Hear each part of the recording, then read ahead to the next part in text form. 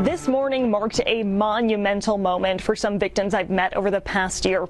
A new bill that was introduced aims to rectify what district attorneys across the state have told me is a serious problem. Colorado's competency law, allowing potentially dangerous offenders back into the community. Now, a bipartisan effort could change that.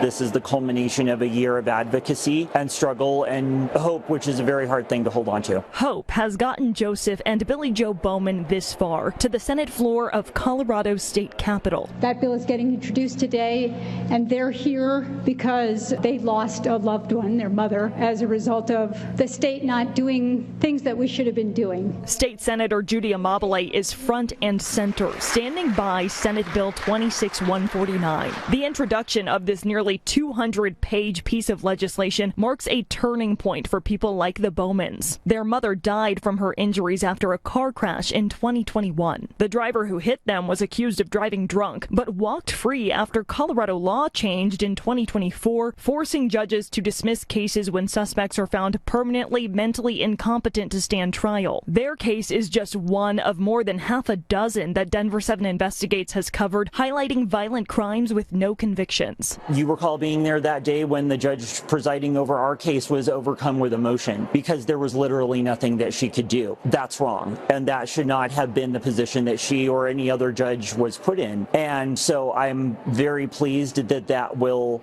be in the bill and that will change for the better. This new bill still requires cases be dismissed, but outlines procedures for prosecutors to ensure that people accused of more serious crimes are admitted to mental health facilities instead of being released back into the community. My heart goes out to the people who have been hurt. My heart also goes out to the families of people who are seriously mentally ill, who haven't been able to get adequate care for their loved one. Although Senator Amabile was a main sponsor of that previous bill that district attorneys have pointed to as the problem, she's now dedicating her time to this one. A bill that funds additional hospital beds, facilities for specific mental health conditions, and even opens up the possibility for prosecutors to retry cases that have already been dismissed. Nothing gets solved all in one bill, but this bill is a giant step forward. The next step will focus on amendments and how much implementing this would cost amid a projected $1.5 billion state budget deficit. Time will tell what in the bill sticks and what is left on the cutting room floor. I'm very optimistic